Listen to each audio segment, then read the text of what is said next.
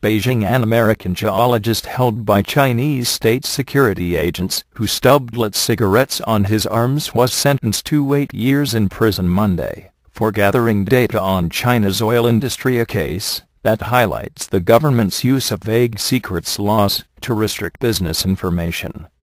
In pronouncing Xue Feng guilty of spying and collecting state secrets, the Beijing No. 1 Intermediate People's Court said his actions endangered our country's national security.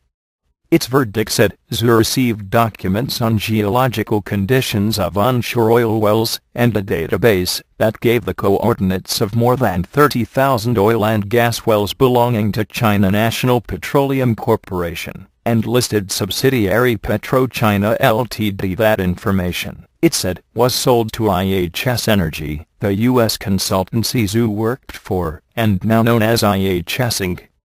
The sentence of 8 years is close to the recommended legal limit of 10 years for all but extremely serious violations. Though Xue, now 45 and known as a meticulous, driven researcher, showed no emotion when the court announced the verdict, it stunned his lawyer and his sister, his only family member allowed in the courtroom. "I can't describe how I feel. It's definitely unacceptable," Xue's wife, Nan Kang, said by telephone, sobbing, from their home in a Houston, Texas, suburb where she lives with their 2 children. U.S. Ambassador to China John Huntsman attended the hearing to display Washington's interest in the case. He left without commenting, and the U.S. Embassy issued a statement calling for Xue's immediate release and deportation to the United States. Xue's sentence punctuates a case that has dragged on for more than 2.5 years, and is likely to alarm foreign businesses unsure when normal business activities elsewhere might conflict with China's vague state security laws. Chinese officials have wide authority to classify information as state secrets. Draft regulations released by the government in April said business secrets of major state companies qualify as state secrets. "This is a very harsh sentence," said John Cam, an American human rights campaigner, whom the State Department turned to for help last year to lobby for Xue's release. "It's a huge disappointment and will send very real shivers up the spines of businesses that do business in China." Agents from China's internal security agency detained Xue in November 2007.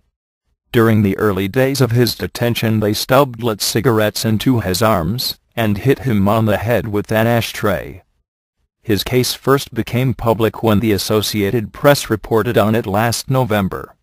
Like IHS, many multinationals have come to rely on people like Xue to run their China operations.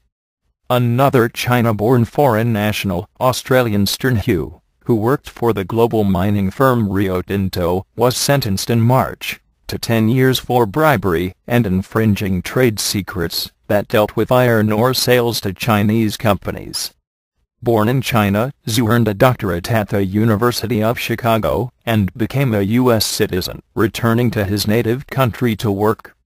By all accounts, including witness statements cited in the court verdict, Xue poured his energies into his work for IHS, trying to gather information on China's oil industry, contacting former schoolmates from his university days in China. 2 of the 3 other defendants sentenced along with Xue on Monday were schoolmates. Chen Mengjin and Li Dongxu, who worked for research institutes affiliated with PetroChina, were each given 2.5-year sentences and fined 50,000 yuan $7,500. The other defendant, Li Yangbo, a manager at Beijing Likeng's Hongguo Oil Technology Development Co., was sentenced to 8 years and fined 200,000 yuan $30,000. Xue was also fined 200,000 yuan. Li and Xue arranged the sale of the database, which was originally prepared by a Chinese company for sale to PetroChina's parent company, and contained details on the coordinates and volume of reserves for the 30,000 wells to IHS for $228,500, the court's sentencing document said. A spokesman for IHS, which is based in Englewood, Colorado, said the company is disappointed by the news yet declined to comment on China's broad interpretation of state secrets. In the past, the spokesman, Edmatix, has said that Chinese authorities never notified IHS that it was involved in any wrongdoing. During Xue's closed-door trial, which ran over 3 dates last July and in December, the court documents said he defended himself, arguing that the information he gathered is data that the oil sector in countries around the world make public. David Rowley, Xue's thesis advisor at University of Chicago, and a geologist, said that the location and seismic and other data of oil wells is commonly available and could not compromise Chinese security, since the government controls access. What frightens me most about this is that Xue Feng is, in my experience, a straight-up individual who worked hard, who didn't push limits or try to pull a fast one but was simply honest and entirely well-meaning, Rowley said in an email. That's his business, acquiring and redistributing databases, so he was simply doing his job. In rejecting Xue and his lawyers' arguments that no crime had been committed, the court cited the National Administration for the Protection of State Secrets as saying that the information Xue received on China National Petroleum Corp. was classified as either secret or confidential. The court document indirectly acknowledged the difficulties Xue and IHS would have collecting data in such a restrictive environment.